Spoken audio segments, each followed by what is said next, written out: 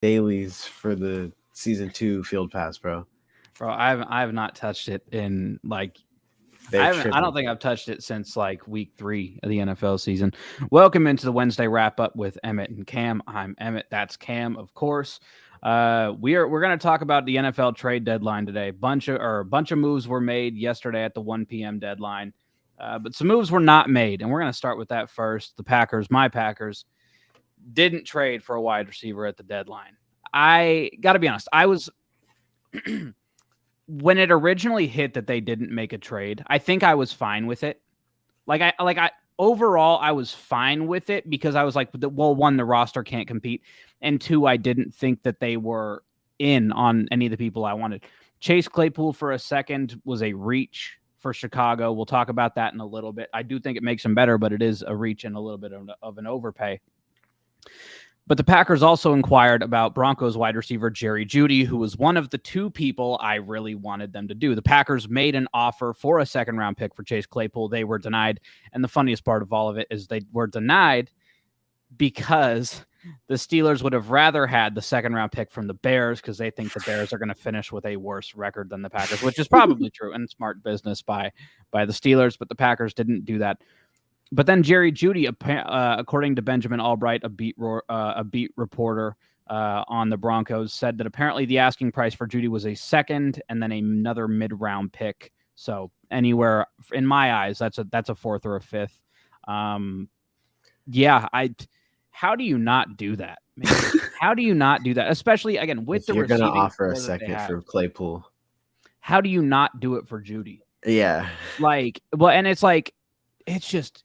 it's so crazy that they've the way they've constructed their receiver core. And I'm not going to lie, I had some homer in me. I was one of those morons reading into the sort of stuff. It's like, oh, the offense without Adams is going to be better. It's not. I thought it would be able to develop because I think they'd lean more into the run game. They wouldn't be better points per game wise, but they would be more efficient. And neither's been true. They've been worse on every aspect of all of it. Maybe after what they did in Buffalo, they'll start to run the ball a little bit more. But I flat out cannot believe that here we are, post trade deadline, post draft, post free agency, and their wide receiving core looks the exact same as it did first day of camp. And I can't believe it. Especially, I put out a really nice thread on Twitter kind of addressing a different aspect of it because Colin Cowherd had some comments about Packers fans.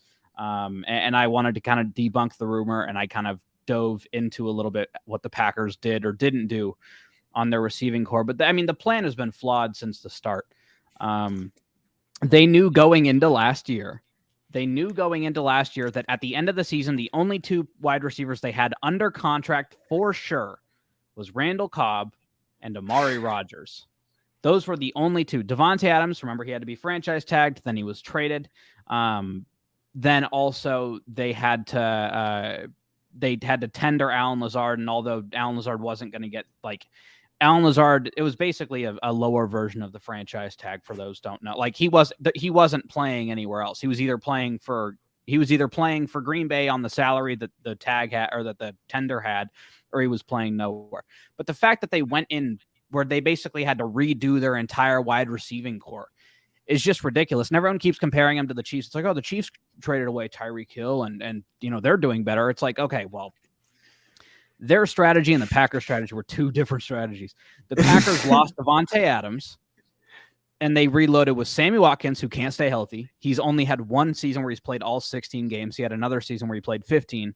But the season he played all 16 games was back in 2014, which was his rookie season, and the same year that the Packers drafted Davante Adams. The Packers also drafted 3 wide receivers. 2 of the 3 were developmental. I thought Dobbs would be the best out of the gate. He has been.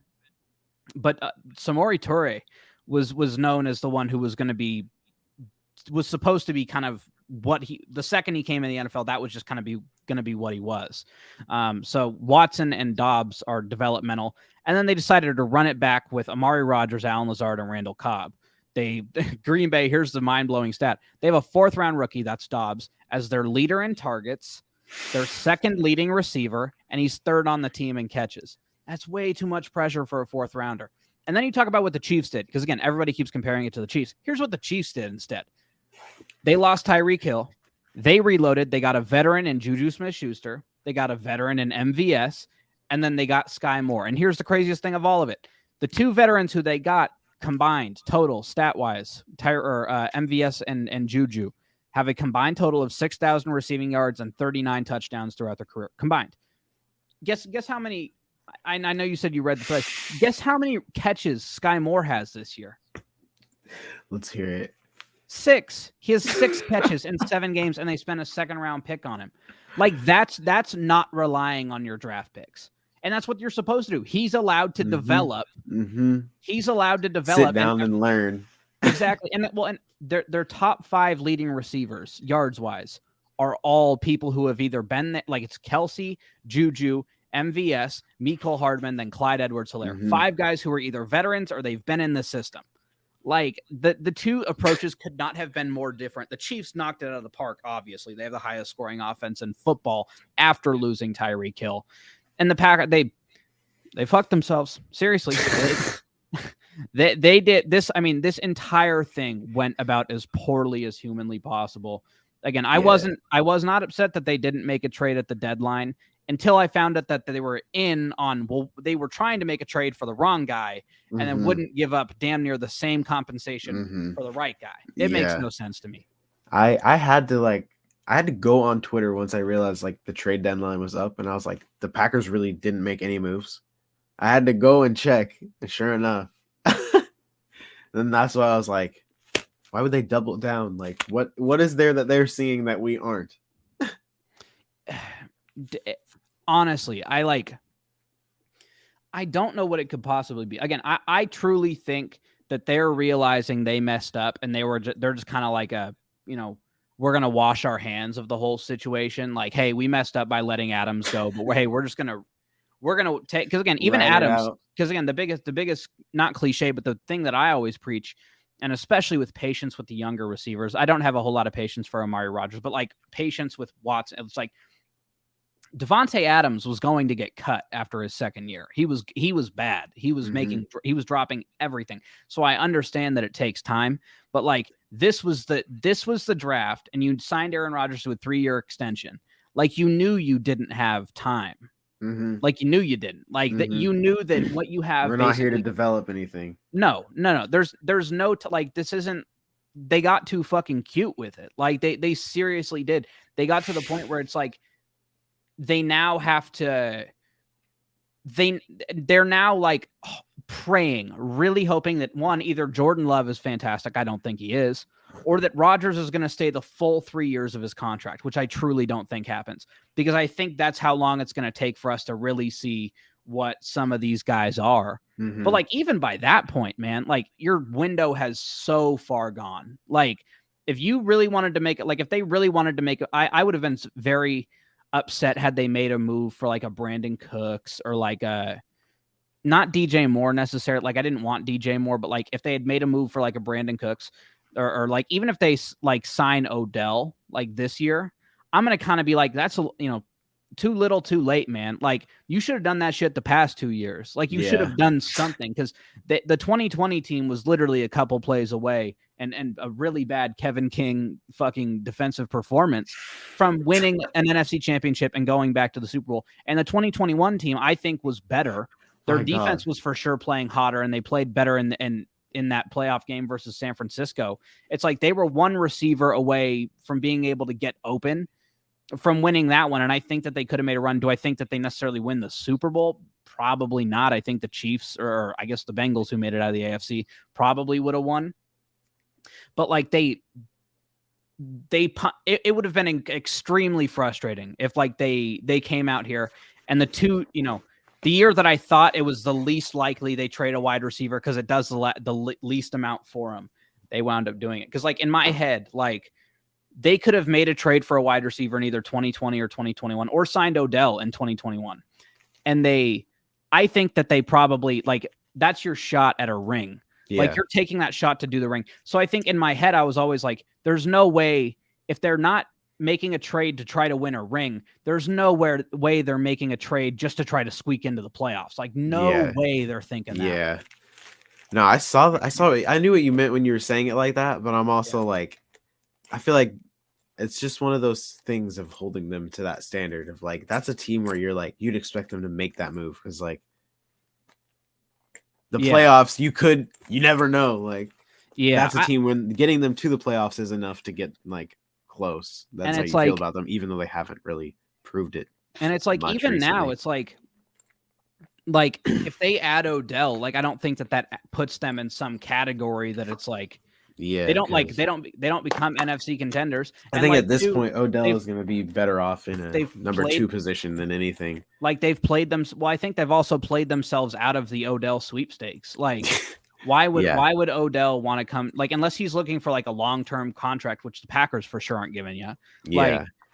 you're not looking for a He's not looking to come up here and put up stats. He's looking to win yeah. another ring. Yeah, he doesn't want to come up here and be the bailout for Aaron Rodgers on the back end of his career. Yeah, no, Wants to win something. again, if the Which Packers is why were you should head on down to Baltimore. if the Packers were 5-3 instead of 3-5, I think that it's probably a different story. But they're not. So but that brings me to my talking about the Bills game as we get into the the trade that the Bills made.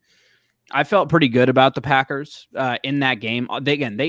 It was never close, but I never thought that the game never felt super close. Never felt that over. It never but felt it didn't that over feel close, right? yeah. Like it never felt like It the was Packers like we knew they really were gonna lose, but it was like, oh, they're actually fighting this game. Yeah, well, they showed, I don't know, this sounds super condescending, and it kind of is, but it's like they showed like fight and heart. Like I've seen them roll over in the second half so many times. I So the agreed fact that with they the came people out there, saying that they won the second half. they played really good in the second half, and that's part of why I because again, if they rush for 200 yards versus anyone else, you're probably winning that game. You ran up like tough shit. You ran up against Buffalo, like tough, like that sucks. Like it was a game that, like, I don't feel any less encouraged than I did when before this game. Like this was a L marked on the schedule before the season even started. Like for me, but like we don't start it, we just finish it. But like the craziest thing about this Bills trade, Naheem Hines got traded from the Colts to the Bills. The craziest thing of all of it is that the Bills don't run the ball. Like maybe statistically, yeah, but it's like, bro, they were up 17 and then 10, they were up enough on the Packers and they just kept throwing the ball like too much for their own good. Isn't Naheem Hines more of like a pass catching back He anyways? Is, which is the craziest thing is that they have now like a couple pass catching backs. They have Devin Singletary. I'm not sure exactly how well he does catching the pass, but I know James Cook is pretty electric with the ball in his hands. Like they just seem to. It doesn't make a whole lot of sense, especially when the person that they traded away, Zach Moss, was like their downhill running back. So it's like if they really did want to like Devin Singletary is third on their team in targets, and he's second on their team in receptions behind Stephon Diggs, obviously. And then James Cook only has 5 catches on the year. But it's like maybe they might be trying to shift Cook over to that spot for Singletary. And I don't know. I don't know so much about if maybe they just, I don't know, maybe they think he's a more electric playmaker. Hines. I mean, you'd think that's what it would have to be, but it's like the craziest part is like you had the game against the Packers won like easily. And like you didn't, the only thing you couldn't do was, turn the ball over. They throw 2 stupid picks. But it's like you look at the box score for the entire game. It's like Green Bay had more points. Green Bay had more first downs. Green Bay was better on third down. They were worse on fourth down, obviously. But it's like Buffalo had one more drive. They had, you could make an argument, and I'm for sure going to make that argument about that it shouldn't have been pass interference or whatever on the touchdown for Tanya. But it's like the Packers' run defense is garbage. And you weren't going to and they only ran the ball 27 times. And I realize that seems like a lot, but they were getting 5.7. Not for such a garbage defense. They were getting 5.7 yards per carry. And like in the second half, I'm not even sure how much they ran the ball. Like they were passing the ball. Like I'm just taking a look at like how many times that they ran that weren't Josh Allen. Like 1, 2, Then you got 1, 2, 3, 4, 5. Then you got 6, 7, 8 before, and not counting the kneel down. You ran it 8 times in the second half when you went into halftime up whatever it was. They were up 20 or not 27. They were up 17. Mm-hmm. It's like there was no need to pass the ball there. And like honestly, like I think that's what separates them and the Chiefs. Like I realize that they beat the Chiefs, but if the Chiefs really set their mind to running the ball, they can run the ball. Yeah. I don't think that the Bills can. I agree.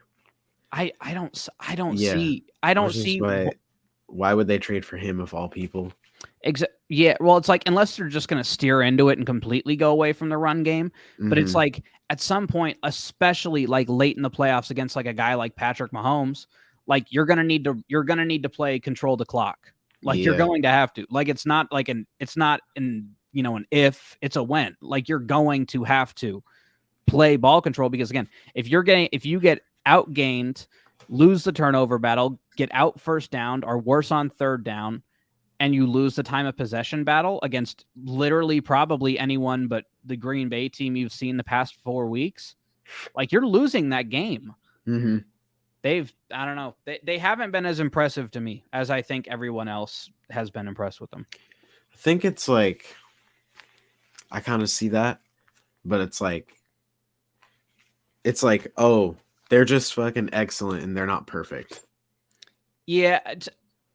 And I think that sometimes with these like fantastic teams like the Bills and the Chiefs, we nitpick. It's like they can do 10 different things, but then the 11th thing that they can't do. Yeah, like that's like, why can't you do that? Why can't you do that? But it's like it almost feels like they neglect one entire side of their offense that would make them like way more, not necessarily deadly, but like they could put you in a chokehold and take you out. Like it feels like Josh Allen let the Packers back into that game, and like he's lucky that the Packers, the first play after one of his interceptions, it was tipped up and picked. Yeah, and then the other one, they drove down and scored a touchdown, and then Mason Crosby, for whatever reason, went out and tried a 55-yard field goal. Like it feels like they were let back into the game, and like they're lucky that the Packers just don't have the personnel to take advantage of them.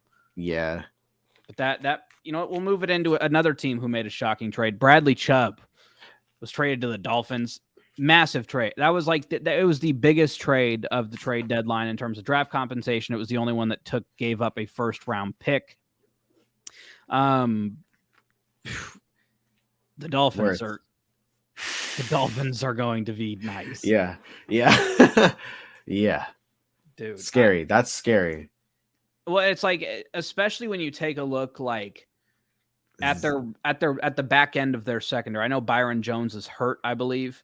But like now they have Christian Wilkins, Jalen Phillips, and now obviously Bradley Chubb with Melvin Ingram. Like that's their pass rush. Like, and that's not even pressure without doing all those blitzes now. And that's not even counting. It's like, and that's not even counting Xavier Howard, Byron Jones, Javon Holland, in the secondary. Like they are going to be blitzing the fuck out of teams. And like, if that team's able to start like really creating turnovers, I'm looking up the stats right now on like where they are turnover wise, but like, dude, like if they start creating turnovers, because so far this year, they've only created 7. They're -3 on the year, which means they've given the ball away 3 more times than they've taken it away. They're tied with the Packers for takeaways and giveaways. Like if they start giving that offense, which has looked better and better and better every week, extra possessions, bro. Just gonna have to hope you're gonna have to hope that line holds up so Tua can keep his brain intact. But dude, he's gonna be on the field a lot more. He's going to like they're going Tyreek to be on the field. and Waddle are gonna be running up those yards. Well, and like the Dolphins wound up getting Jeff Wilson traded to him, the back from San Francisco. They were going all in. They shipped Chase Edmonds out, and like that was smart. They shipped his ass out. So they're the Jeff Wilson trade, that could wind up being a huge thing because they've been the Dolphins have been a pretty bad run team so far this year, which is weird with having Mike McDaniel be their head coach. But it's like Raheem Mostert has 500 yards or 450 yards rushing so far, but like everyone else has like 250 combined. Chase Edmonds wasn't even getting 3 yards a carry. Obviously, they don't want Tua running a whole lot whatsoever, and I don't blame them, obviously, but it's like they had probably the best trade deadline, and they're like going all in. Like, and I think that's the theme that you're seeing with some of these teams. Yeah. Is that they're fine with going like all in and like and that's good. Like they are perfectly fine with going all in. Yeah, the stats, it's like playing Madden. Exactly. Yeah, the Dolphins are the 5th worst. They rush for the 5th least yards per game. I saw a lot of people trying to say that Jeff Wilson was only good on the 49ers in that scheme. Like he's not getting traded over to a coach who coached in the scheme. Yeah. No, it's someone who will know exactly how to use him. Well, it's like, the crazy again of all of it. It's like he's getting traded over to that scheme, and it's like if you want to say, oh, he's 49er running back, it's like, all right, well, they also have Raheem Mostert who's getting 4.5 a carry or 4.5 per carry. Like, you know what I mean? Like, so it's not like it would be like unprecedented for like another 49ers running back to go over to Miami and do all this work to put in some major work. Yeah. Let's talk about your Ravens, man. Hey, they made a move for Roquan Smith. They made a trade. They gave up, I believe it was their 2nd round draft pick. I think there might have been some other compensation exchanged in there as well. They didn't go after a receiver. I know you still want them to go out and get a. How are you feeling about your Ravens? I mean, I feel like it's not exactly a hole that needed to be filled, but it's going to, I ain't mad. It's going to be overflowing now. Yeah. No, I mean, kind of like, it's felt like trading for something that isn't necessarily a weakness, but now it's like they pushed it over the top. Almost like a little bit of like a luxury sort of thing. Yeah. But only if they re-sign him. Yeah. Well, again, that adds in the interesting element that I've seen. So yeah, the Ravens so far this year, they've given up pass-wise. They're giving up the 4th most yards on defense, and then run defense-wise, they're pretty close to the top. So that they must be getting him to, I don't know, maybe they're getting him to rush the passer or doing something like that. I mean, either way that they use him, I think it'll benefit them. But it's just one of those like, that's the spot that you chose to fill in. I ain't mad because he's nice. He's a dog, but yeah, we got other things to work on. Well, it's again, it brings in the interesting element of the offseason with the franchise tag, because now again, you didn't trade for Roquan Smith to let him walk, but like only one person can get the franchise tag. Like you have Lamar, who's going to be asking for a contract at the end of the year, and there's no way you want him hitting the open market. Yeah. But like you also like you just traded for Roquan Smith. You gave up a 2nd round pick for him. Like, what do you think they do? I think that they would. I would imagine that they re-sign Roquan and tag Lamar. Roquan's gonna be cheaper. It's probably gonna. I feel like they probably think that they'll get more value out of him when they can just franchise tag Lamar, and if. Who knows if they even get him compensation, and then they'll use an excuse that he ain't the right person. Because I mean, at this point, I don't know what they're doing, so that's how I feel about it. But yeah, I don't know. I feel like either way, they're re-signing Roquan and just franchise tagging Lamar and seeing where it goes is probably the smarter move. So I'd imagine they do it that way. Yeah, it's like, I mean, if you take a look, I mean, all of the inside linebackers like Shaquille Leonard and Fred Warner, they're all getting around 19 a year. So you got to think Roquan's probably getting 20.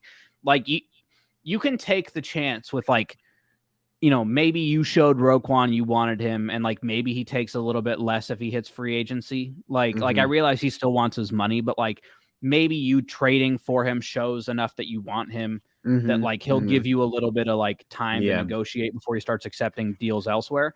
But like you cannot take the risk of Lamar hitting the market. You flat out can't, because like losing all the offers. losing a second round pick and a linebacker like sucks. But like losing your franchise quarterback, like there's not you don't come back from that, especially like with how well otherwise the roster's constructed. Like you're never going to be bad enough to be getting a top 5 pick. Mm-hmm. Like even with when they got Lamar, like they got lucky he slid to the end of the first round. They traded back up in with the last pick and then took him. Like it's not like Lamar, it's not like they traded up to 5 to get Lamar. They got Lamar at 32. And that's just probably not happening again. Yeah.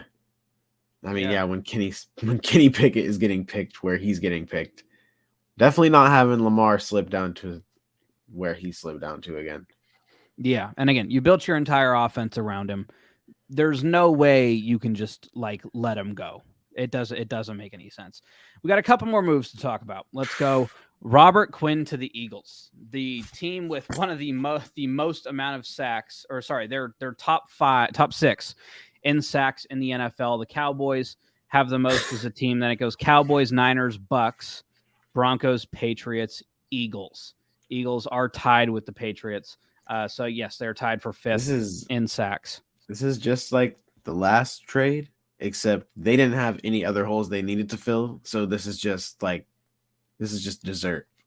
Yeah, well, I've noticed, especially Bears fans. Bears fans have kind of been like, we low-key fleece, because if you look at the stats, Robert Quinn this year only has 1 sack on the season. And maybe that's I truly think that part of it could just be that, like, who else is pass rushing for Chicago? Like, like I realized, I think it was last year. Or how old is he? Like 31, 32? Yeah, I mean, I think it was it last year that he had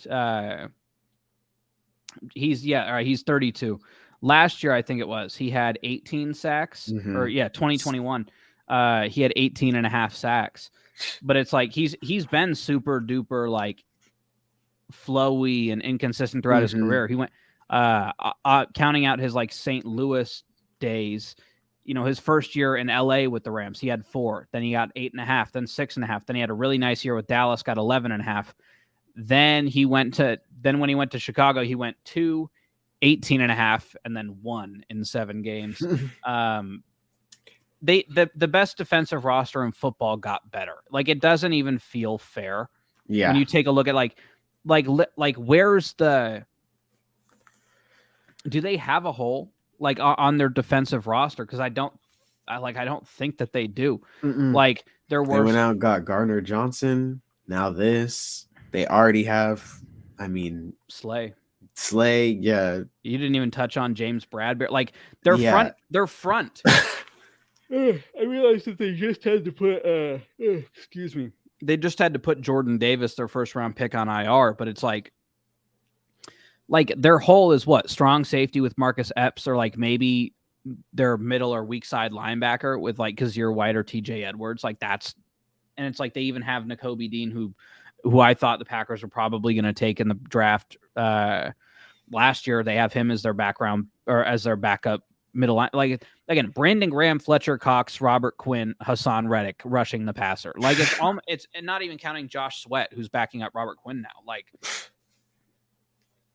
Flat out and then their secondary, Bradbury, Gardner, Darius Slay, bro. Like it's literally a Madden lineup. It's it's flat out a Madden lineup, and then again, obviously the offense is a huge part of it too. Like Jalen Hurts, 10 touchdowns, 2 picks through 7 games. Miles Sanders has had a really big year this year, of course. After I said he wasn't going to be anything, like. Averaging 4.9 a carry, 5 touchdowns. He's at 563 yards so far this year, getting about 80 a game. He's like, I don't see the flaw on this roster. Set like the only flaw you could potentially see is quarterback, and that's just that, and that's not even like a flaw. It's just we don't know like if this is legit yet. Yeah, 100%, 100% agree. I think that the time that we'll figure out if it's legit or not is when those real playoff games hit. The biggest. It might even have to be the Super Bowl, because who in the NFC is touching them? Well, it's not even who in the NFC is touching him. It's who on the rest of their schedule is touching him. Here's their remaining schedule. They get Houston on Thursday Night Football this week. Losing. Watch. They get Houston on Thursday Night Football this week. Then they get not just the extended break because they play on Thursday Night Football, but they play on Monday night the next week. So they get an 11-day rest to go play at home versus Washington. Then they get the Colts, who benched Matt Ryan. Then they get the Packers, then the Titans, then the Giants, then the Bears. Their biggest game of their season is Week 16 at Dallas on Christmas Eve. Then they get the Saints at home, and then they finish it up against the Giants.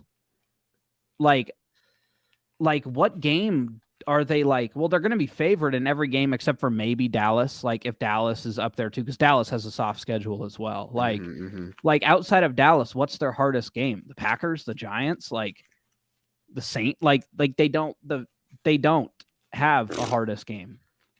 Man. Like 17-0 is very much. It's very possible. And it's going to be crazy when they get into the playoffs and we see that they're just like the Steelers. Dude, and like I don't think we're gonna get to that point, but like there's two teams in the NFC at this point who I think can take them down, but like we're gonna get a preview of that in Week 16. I think the Cowboys could potentially get him. Jalen Hurts has still not beat Dak Prescott. I think he's 0-4 or he's 0-2. I don't know. He has not done well against Dak Prescott historically. And that Cowboy defense, like he didn't even necessarily look fantastic in their win. Cooper Rush just played horrible. Against Dallas, he had two touchdowns, no picks, but he was sacked 4 times. Didn't run the ball particularly well. Going back, I think last year, his 2 games against Dallas, last year, one game he had 2 touchdowns, 2 picks, and then he didn't play. It appears he didn't play in their other game against Dallas because he did miss a month in the middle of the season. I think even going back to 2020 is what I'm thinking of. Yeah, they lost 37-17. I believe that was to Andy Dalton. He had 1 touchdown, 1 pick, and then earlier in the year, I think Wentz had gotten hurt or they had taken him out or whatever, and he had 1 completion in the game. So he's 0 for 2. I don't know. He just hasn't looked like this was the first game he had looked good against Dallas. So I don't know if they'll necessarily stay up. And then the other team who I think can potentially beat them is the 49ers. And they made probably the biggest move name-wise on the trade deadline. They got Christian McCaffrey. I did not think much of it, but he did come out looking like a baller in that next game. Dude, they're gonna be so legit, dude. Could you imagine if they had anybody but Jimmy Garoppolo? Like, and that's the craziest part of all of it is like he could implode the entire thing. My God, could you imagine if Lamar Jackson touched free agency and they had that money, dude? Well, it's like here's the craziest thing with all of them. It's like I think they have an all-pro at every position on the offensive line or on the offense except for quarterback. They have Christian McCaffrey at running back. They have Deebo Samuel as wide receiver 1. Brandon Ayuk's pretty good too as their wide receiver 2. They have quite literally one of the best left tackles ever. And we didn't even talk about George Kittle. He's also quite literally one of the best left tackles ever. Dude, it's like oh, they use him as a blocker. And it's like, and then they have Kyle. They have so much versatility. It's like we saw last week from Christian McCaffrey. He can run the ball. He can catch the ball. He threw the ball. Like he could do all that.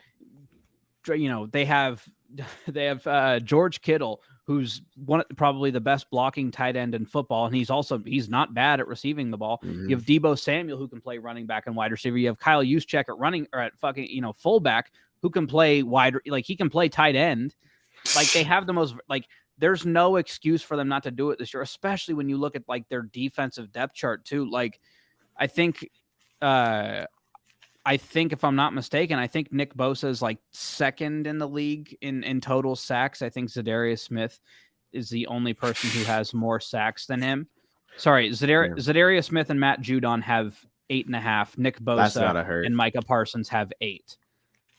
So Nick Bosa like I don't know, their defense is just, dude, it's hard to describe. Like their defense is so Megatron. Their defense is just so ridiculously talented, man. Like Madden and like defense. yeah, and I like definitely not a Madden offense though, because the first thing on offense I get is a QB. Yeah, like again, Jimmy G is he's in a weird position, man. Like if they win a like hypothetically, if they win a Super Bowl with him, like, do you pay him and just like call it quits? Hell no. You know, like No. like you can't. Like he's not going to show me anything this year. Like even if he wins the Super Bowl, he would have to like win Super Bowl MVP. Yeah. Like he couldn't win the Super Bowl how they won the NFC Championship in 2019, where it's like he threw the ball 8 times. Like that shit doesn't do it for me. Like he's gonna like my God, he's gonna have to go out there and like I don't prove he like he's the problem that like Jimmy Garoppolo is like he's gonna get grouped in this same group as like Andy Dalton. It's like for different reasons. Like Jimmy Garoppolo's just good enough to be a starter, but he's not bad enough to be a backup. But like Andy Dalton and like Cooper Rush, they're like not good enough to be starters, but they're like too good to be backups. You know what I mean? Like, yeah. Like he's in that weird position where it's like the only thing he can do. Like obviously every time he plays, it's like they win. But like, bro, he's putting up like old school numbers. Like for his career, 82 touchdowns and 42 picks. Like that shit was cool in the 90s. Like yeah, gotta be way more efficient now. Way more efficient now. And it's like, and it's not even like it's necessarily like it's not like he like threw a bunch of interceptions early and is like now figuring it out late. Like last year, 20 touchdowns, 12 picks. This year, 11 touchdowns, 4 picks, which is better than he did last year. But you take a look at last year and it's like he was the reason they didn't fucking go to the Super Bowl. Like he flat out 2 touchdowns, 1 pick. I don't like when it counted and when it mattered the most, he gagged. He choked, like folded. Like when it mattered the most, crumbled. Literally in whatever it wasn't overtime. No, it was a minute and 9 seconds left in the fourth quarter, and they're down 3. They need a field goal to send it to overtime, and he gags. And I'm pretty sure, if I'm not mistaken, I'm going to look it up. In the final game of the season that year, I think it was the final game that they wound up winning in overtime. Yeah, he had 1 touchdown and 2 picks. Like the only way they stick with him, and the only way if I'm them, I stick with him, is like he has to be the reason I win a Super Bowl, which he won't be. Yeah, like which he obviously won't be. No way that would happen. Yeah, like you take a look, bro, and he like here. So he had an interception. Not against the Bills. He had no, for sure not. Like he had an interception, and they were down 17-0, and he threw a pick towards the end of the first half. Then he let him into field goal range. Then they tie it up. They get a punt back. They tied it up, and I think Matt Stafford threw a pick. Then they traded punts. Then they're driving down. They're inside the 25. They're at that Rams 22-yard line, and he throws a pick to Jalen Ramsey at the 8. He throws a pick to Jalen Ramsey, and then the Rams immediately go down and score a touchdown. 9 plays, 92 yards for a touchdown. Like that shit doesn't slide. I don't care that they came back and won the game. Like Jimmy Garoppolo threw a bunch of short passes that Brandon Ayuk took one for 21 yards. Then Deebo Samuel went for 43 yards.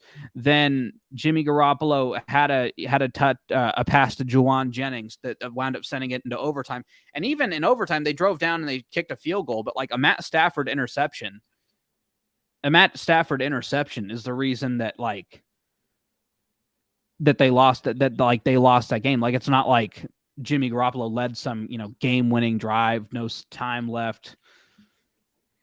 Jimmy G is going to have to be the reason they win. With the NFC West relevance, he's like a modern day Matt Hasselbeck. He doesn't impress me. Like he's just out there throwing the ball and choking. Bro, the only thing that impresses me, The only thing that impresses me is that he somehow wins. Like, and that's not it's not even like an impressive like a wow. It's not like a I don't know how he does it. It's I don't know how he does it. Like like the I inflection genuinely that have no clue how he does I have it. zero fucking idea how he wins football games. Like he doesn't do anything spectacular. Like he's never made a throw that I was like, dude, this guy is fucking legit. Like he's never done that. I just don't get it.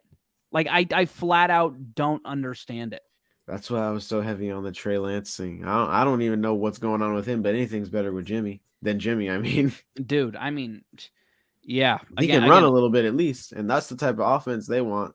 Yeah. Again, it tough with him leaving. Tough with. God,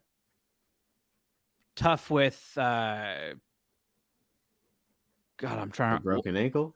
Yeah, it's tough for them to feel out like what Trey Lance is going to be when he can't play. Like it's like their team. I thought this year was going to be a learning experience year. Like Trey Lance, regardless, like win or lose, like I don't like they weren't going to be at the level they could get to. Yeah, and I honestly feel like I don't think they make this trade if Trey Lance is if Trey Lance is the quarter, like if he's turning out and being everything they want him to be, like I don't think they make this trade. That's like, true. Because I think that what they're doing is they're doing everything in their power to make up for Jimmy Garoppolo's to make up for well, not even that, to just like make sure he can't fuck it up. You know what I mean? Like they're everything possible to make sure that he cannot fuck it up. You know, like you have like an art project. All you got to do is throw it 2 yards, bro. You have an art project and or something for social studies class. You made it at night. You made it at night. You have to put it away so your little brother doesn't get into it, right? You put that shit on top of the fridge. You put something covering it. You put something to make sure that nobody can see the shit on top of the fridge. Because if he sees that shit on top of the fridge, he is destroying that shit. And that's what Jimmy G is. He's the pesky little brother who can fuck shit up at any time. It's the only good vision he has. I have a better analogy. You know what Jimmy G is? He's like, not that I've done this and not that you've done this, because we don't have, like, I have a younger brother, but like I've never done this. Like the 49ers are sneaking out at night. And Jimmy G caught them sneaking back in. Jimmy G caught them sneaking back in, and they're basically like, don't tell mom, don't tell mom, don't fuck this up for me. Please do not do anything. Don't fuck this up for me. That's what they're doing. Dude, that's a good one. That's dude, I'd never thought I'd see the day in the 2022 NFL where an NFL franchise, the San Francisco 49ers, for all that, a team who has five Lombardis, 5 Super Bowl championships, they're baby-proofing an offense. They baby-proofed an offense for a what? A quarterback who's been in the league for what? 8 years? That's so crazy. Jimmy Garoppolo's been in the league since when? He's been in the league since, I think, 2014 or 2016 at least. This is he's been in the league. But you think that he's been in the league since 2014. He's been in the league for now, what is that? 9 years, and they're baby-proofing the offense for him.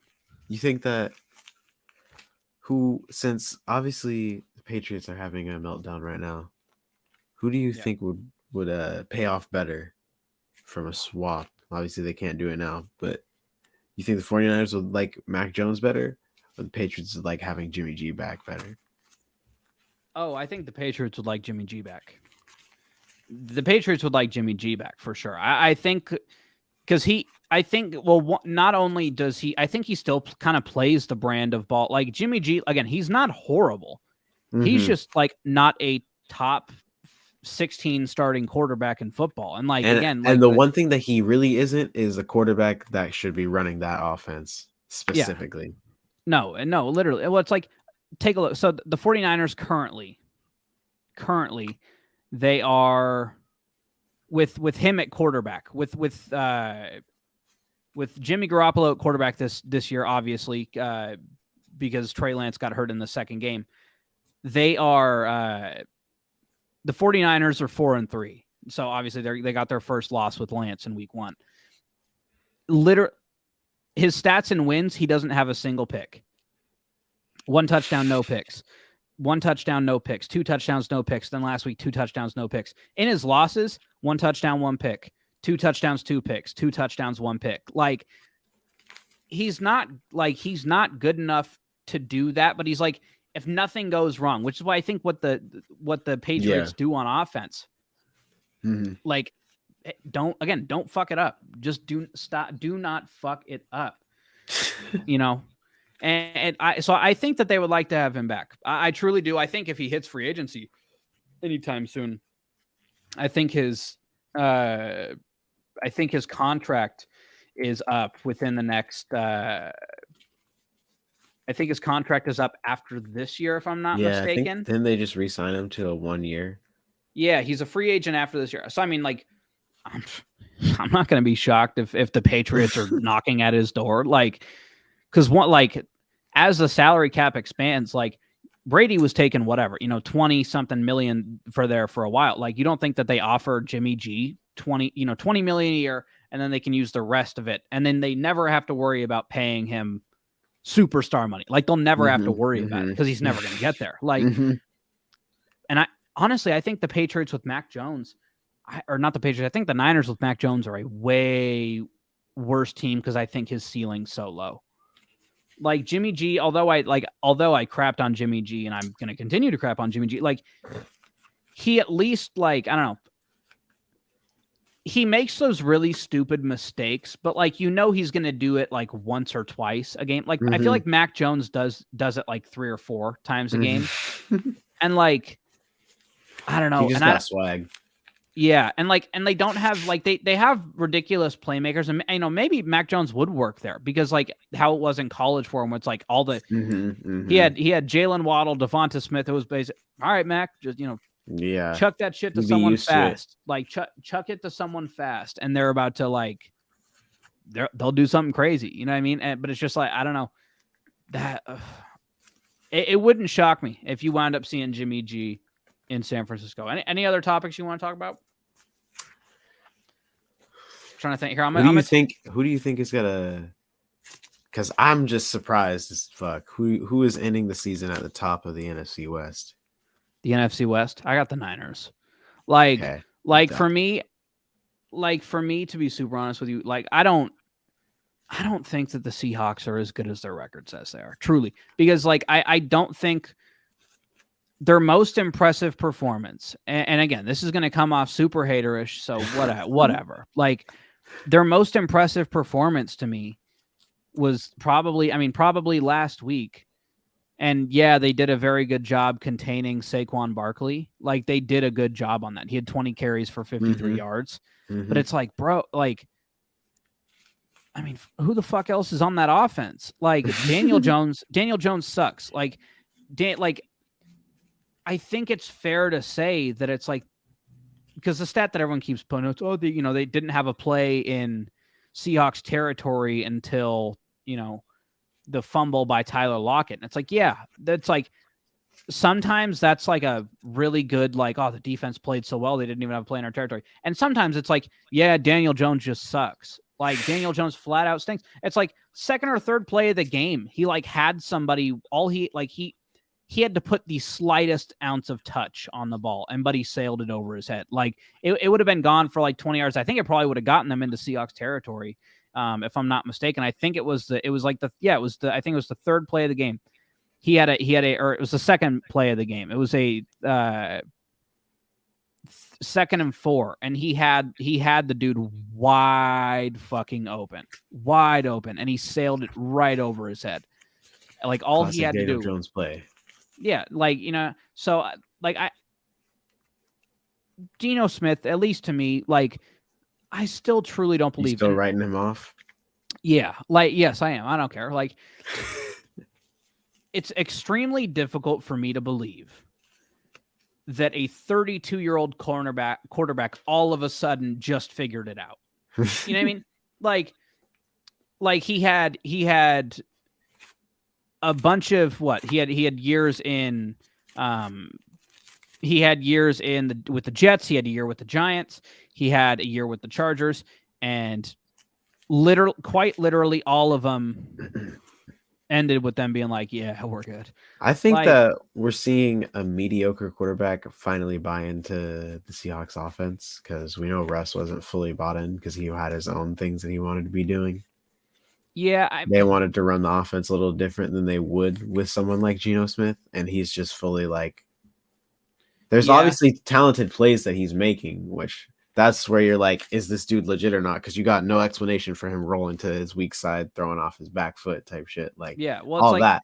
That's just like, well, I think like, and that's to your point on that. It's like, I think that's what confidence does for someone. Like, because if you do that shit, you do that shit, especially in the New York media, you do that shit and throw a pick.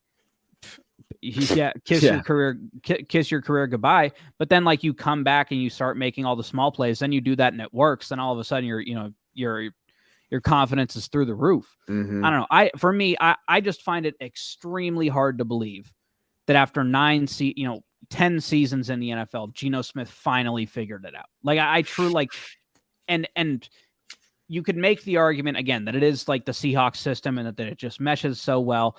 I don't know, and for all the Seahawks fans that don't believe, like, because everyone's like, oh, Geno, so he's a top 10 quarterback. It's like, all right, yeah, dole out $40 million for him. Do it. No, you don't want to. That's what I thought. Like, you can, like, they think it's cute with all like the Geno Smith for MVP sort of stuff, and it's like, bro, like he's true. Like people, especially like Geno Smith versus like the rest of the NFL, like it's different. Like it truly is different levels here. Like, you know what I mean? Like, what are his stats on the season right now? Like Geno Smith has 13 touchdowns and 3 picks, and we're like, oh my god, he's doing insane.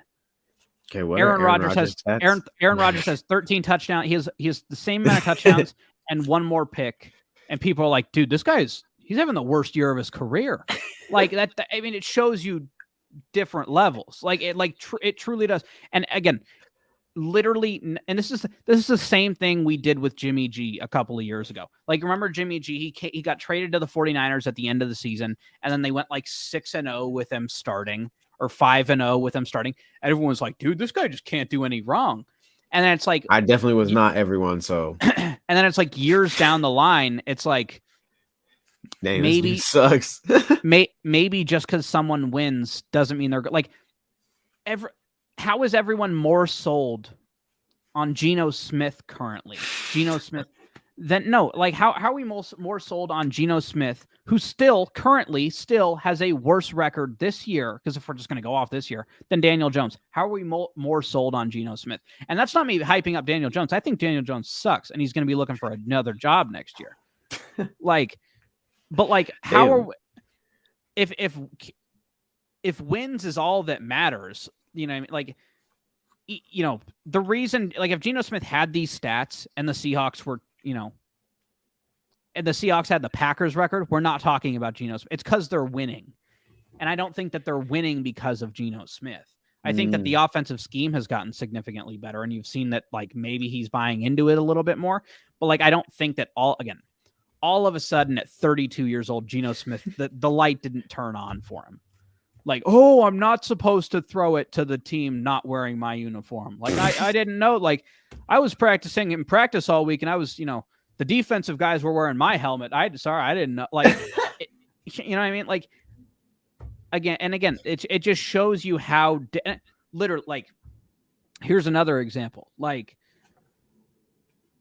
I'm trying to think of, or I'm looking down the stat sheet. Like, this guy has more picks, but this guy's averaging more yards per game. He's averaging slightly less yards per attempt. He has a longer long pass this year. He's been sacked less times this year. He just has 3 more picks and 1 less touchdown. The difference is one guy has a 1-6 record and the other one is 5-3. That's Jared Goff. Jared Goff has 12 touchdowns to 6 picks, and all 6 of his picks, not all 6, I think it's 4 of his picks. I was doing a bunch of stat digging for their game against the Packers this week, are when he's under pressure. And, like, that's when most everybody's picks are. Like, you know what I mean? Like, again, wins and losses cloud everybody's judgment until you're made. Like, you know what I mean? Like, Yeah, again, have you seen, and we can talk about this, screw it, we're just going all over the place. Did you see Acho's take on saying Tua is better than Justin Herbert? oh yeah, I saw that. Fucking ridiculous. I don't understand if we're saying better winner or better player. Better winner? Clearly that's happened, that we're seeing evidence. Better player? Clearly not. Yeah. Again, for me, man, I don't. That there's good winners and then there's just good players. Like, I think Jimmy for me, man, Jimmy Garoppolo ain't good, but he a good winner. for whatever he's right. Well, it's like everyone's saying that, like, oh, you know, because the biggest thing is it's like Tua and Herbert went back to back in the draft, and everyone's like, oh, everyone, you know, they should have taken Herbert, and I still believe that they should have taken Herbert, and if they had taken Herbert, my God, Brian Flores still has a job if they have Justin Herbert. I'll keep it that way. Let me keep it like that. Like, again, the stats before this season, because Tua appears to have taken the next step, right? But before this year, dude, he had the exact same stats last year as Davis Mills, the quarterback, the starting quarterback for the Texans, who was taken in whatever, the third or fourth round. Like, I don't know. Justin Herbert for me has one more pick than Tua this year. Literally the difference is their record. And do I think that that's all on Herbert when I take a look at some of their losses and you know, some of their losses are just like Charger losses, bro. Like, they gave up 38 to the Jaguars. They lost to the Chiefs. There's no shame in that. Yeah. And then they got blown out by the Seahawks last week, and their defense gave up 37 points. Like, their defense has given up 27, 38, and 37. And we're like, oh, Justin Herbert needs to figure out how to win. It's like, well, shit, dude. Like I'm not saying he played perfect in any of these games, but like, can we let the dude, well, one, have a healthy team for once? Like, be healthy himself. Like, Mike Williams is already out for this week. Keenan Allen's questionable, and they're saying that they don't like how his recovery's going. Their left tackle's on IR. Austin Eckler's bound to miss a game because that's just what happens. Same with Corey Linsley at center. And I'm not even touching the defense, which had J.C. Jackson's on IR. Joey Bosa's on IR. J.C. Jackson might be a good thing for them, though.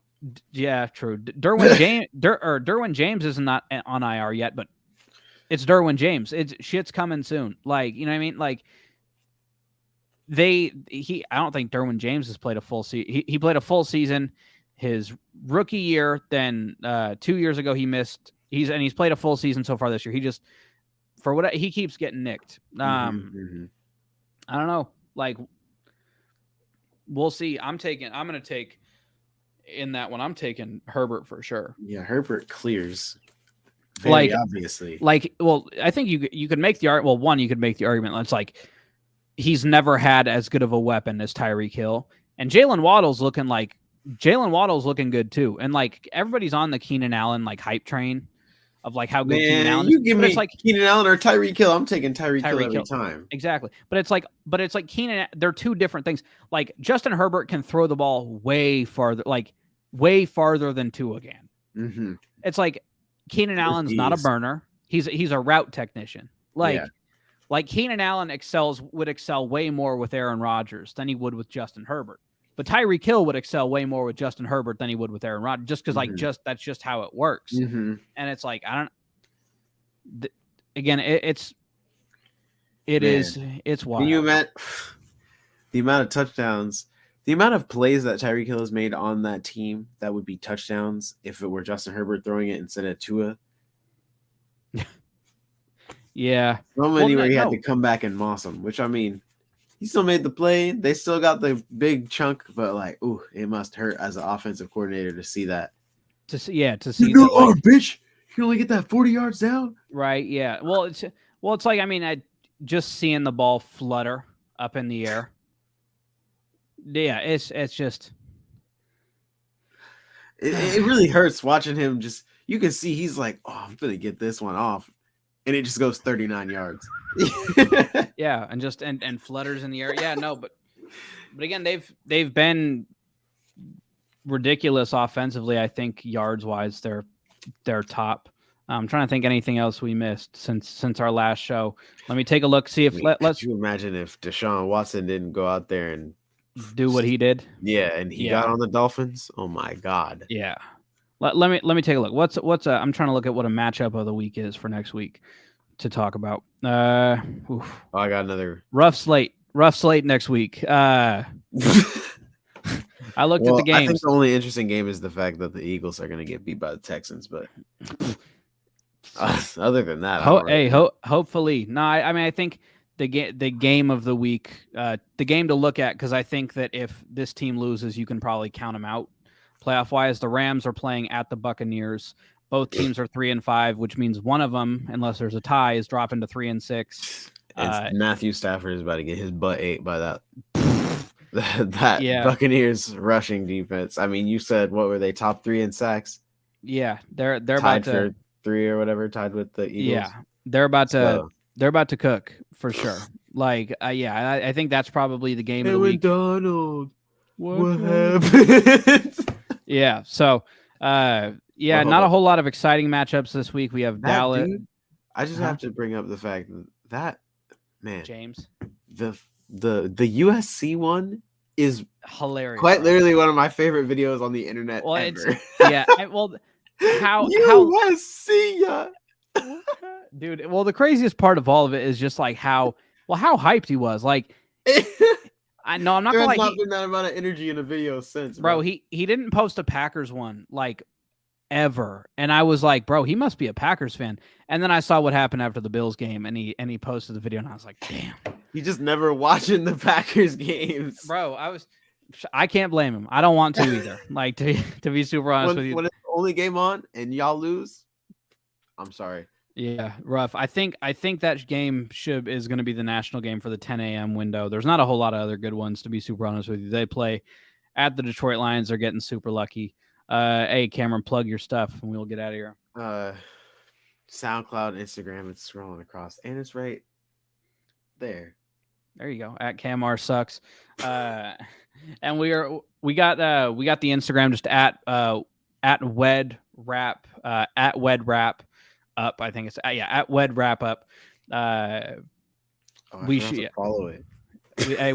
We'll try to post some of the clips from like some of our segments on there. We'll try to do it on TikTok as well. For me, at Emmitt J. Savoras on Instagram and Twitter. The C Team Pod going live tomorrow at 10:45. I told him I was gonna be back. Lamar beat Tom Brady's old ass. L take, common Dallas L. Let's move on. Let's go. Yeah, C Team Pod live tomorrow at 10:45 a.m. Me and Dallas will be talking about the Seahawks game, the Packers game, and then we'll make our picks for this week. I think there's 6 teams on a bye, 13 games to pick. I think I did pretty well this week. I've not calculated the scores yet. And then the Bolt on Friday at 6 p.m. So thank you guys for watching.